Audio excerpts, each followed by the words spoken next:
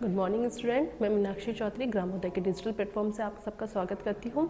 आज केमिस्ट्री में आपका अपना टॉपिक है अमीनो एसिड पार्ट 2, जिसके अंदर हम पढ़ेंगे फर्स्ट अमीनो अम्ल की अम्लीय तथा क्षारीय प्रकृति, दूसरा हम पढ़ेंगे संभवन बिंदु और थर्ड हमारा जो टॉपिक रहेगा वो होगा आइसोइलेक्ट्रिक। थर्ड हमारा टॉपिक रहेगा वैद्युत कण संचरण इलेक्ट्रोफोरेसिस, जिसके अंदर फर्स्ट अपन पढ़ रहे हैं अमीनो अम्ल की अम्लीय तथा क्षारीय प्रकृति। जैसा कि हमने पिछली कक्षा में देखा था, अमीनो अम्ल विलयन के अंदर अपना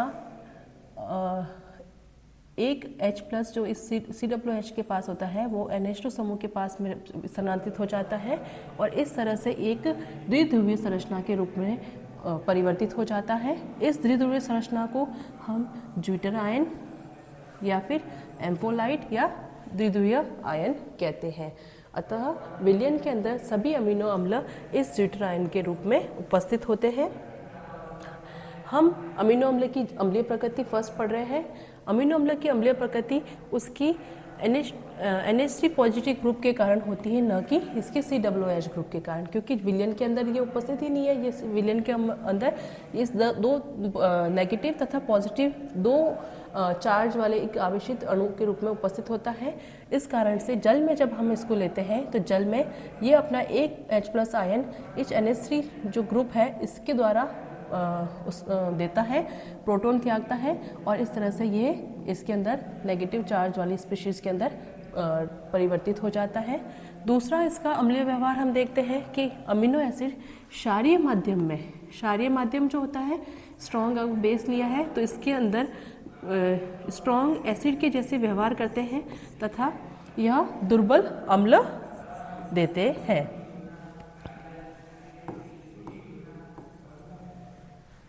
यहाँ पर एक H+ आयन इस NH3 समूह के द्वारा त्यागा जाता है और यह दुर्बल अम्ल के अंदर परिवर्तित हो जाता है। इसकी क्षारीय प्रकृति देखें तो क्षारीय प्रकृति के लिए हम देखते हैं कि जब जल में लिया जाता है तो जल में यह जल का एक H+ आयन इसके COOH ग्रुप के द्वारा लिया जाता है, जिससे यह इस धनावेशित स्पीशीज के अंदर परिवर्तित हो जाता है।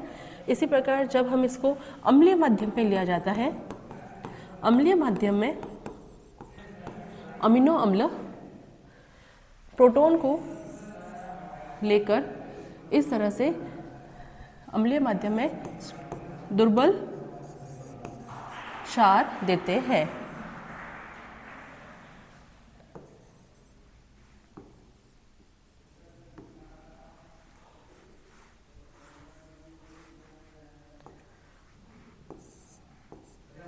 दुर्बल क्षार देते हैं।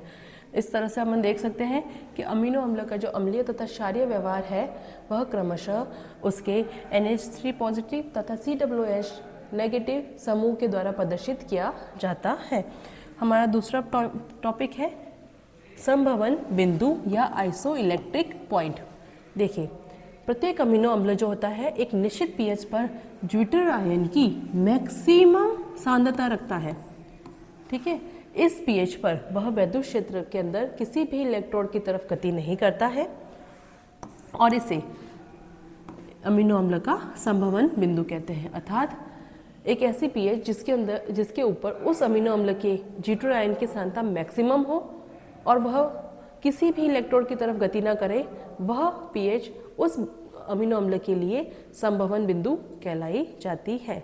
और इसकी कुछ प्रॉपर्टीज भी है, जैसे फर्स्ट है संभवन बिंदु पर संतुलित ज्विटर आयन की सांद्रता जो होती है वो मैक्सिमम होती है और इस बिंदु पर धनायन तथा ऋणायन की संख्या समान होती है। अर्थात जितने धनायन होंगे उतने ऋणायन होंगे, इस कारण ही तो वो किसी भी इलेक्ट्रोड की तरफ गति नहीं करता है।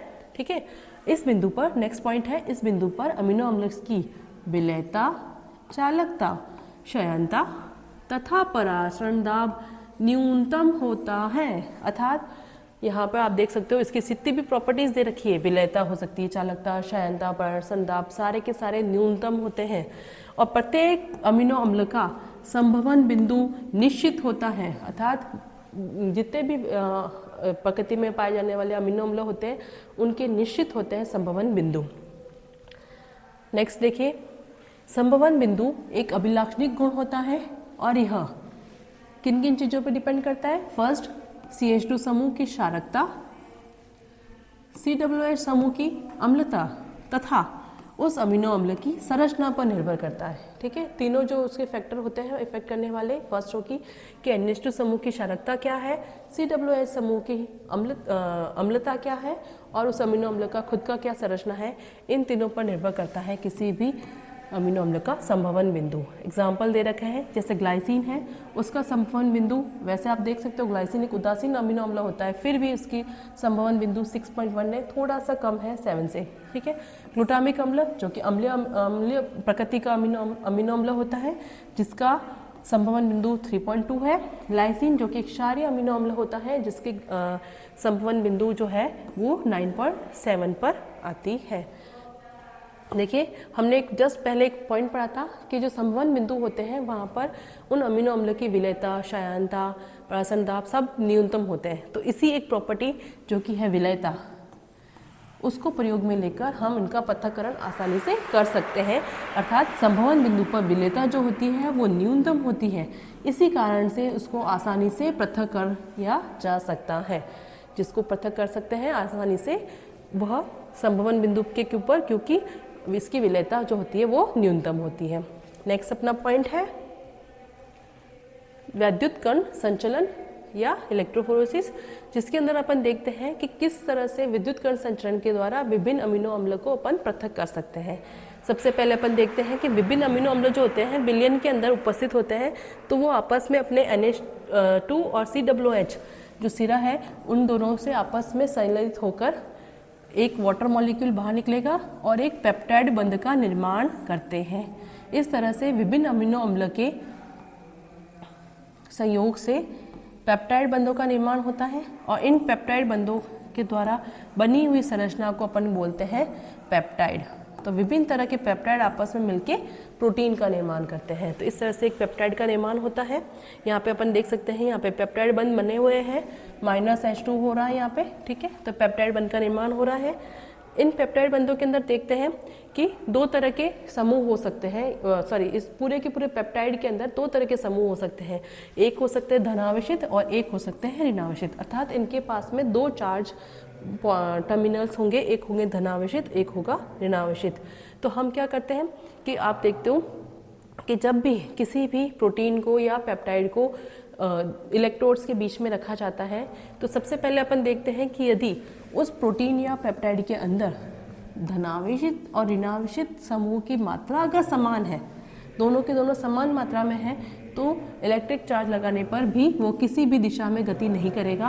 परंतु यदि संभवन बिंदु पर जब उसके ड्यूटेरियम आयन की सांद्रता मैक्सिमम होती है, उस पर यदि उसके अंदर उपस्थित अम्लीय तथा धनावेशित समूह मैक्सिमम है, अगर पॉजिटिव चार्ज ज़्यादा है उसके अंदर, ठीक है, पॉजिटिव चार्ज ज़्यादा है, तो वो क्या करेगा, कैथोड या फिर नेगेटिव इलेक्ट्रोड की तरफ गति करेगा। ठीक है, इसी तरह से अगर उस पेप्टाइड के अंदर क्षारीय तथा ऋणावेशित समूह अगर ज़्यादा है, ठीक है, क्षारीय तथा ऋणावेशित समूह नेगेटिव चार्ज ज़्यादा है उसके अंदर, तो क्या करेगा, एनोड की तरफ गति करेगा, अर्थात पॉजिटिव इलेक्ट्रोड की तरफ गति करेगा। इस तरह से आप देख सकते हो प्रोटीन के अंदर H+ आयन की सांद्रता, उनकी आणविक संरचना, आवेश की अधिकता के कारण उनके वेग भिन्न भिन्न होते हैं। वेग जो होते हैं डिफरेंट वेग होते हैं, इस कारण से अलग अलग जगह पे उनके बैंड्स बनते हैं और उनको आसानी से अपन पृथक कर सकते हैं। यहाँ पे अपन देख सकते हैं, ये अपन ने एक इलेक्ट्रोफोरेसिस कर रखा है। अगर यहाँ पर विलयन के अंदर उस प्रोटीन के अंदर धनावेशित समूह ज़्यादा है, तो वह नेगेटिव इलेक्ट्रोड या फिर कैथोड की तरफ गति करेगा। अगर उसके पास में नेगेटिव समूह ज़्यादा है, ऋणावेशित समूह ज़्यादा है, तो वह एनोड की तरफ गति करेगा। यहाँ पे अपन ने देखा कि उनके वेग भिन्न भिन्न होते हैं। इस कारण से क्या होता है, यदि यहाँ पे मूल धब्बा अपन ने यहाँ सेंटर में लिया है, तो कुछ समय के बाद देखेंगे अगर उनके पास में धनावेशित समूह ज़्यादा है, तो वो अमीनो अम्ल नेगेटिव इलेक्ट्रोड की तरफ गति करेंगे, अर्थात कैथोड की तरफ गति करेंगे, और जिनके पास में नेगेटिव चार्ज ज़्यादा है, तो वह एनोड की तरफ गति करेंगे। और गति करते हुए भी उनके वेग जो होते हैं वो भिन्न भिन्न होते हैं, आणविक संरचना पर निर्भर करता है वगैरह। तो इस कारण से वो अलग अलग दूरी पर उनके बैंड मिलते हैं जिनको अपन आसानी से पृथक कर सकते हैं।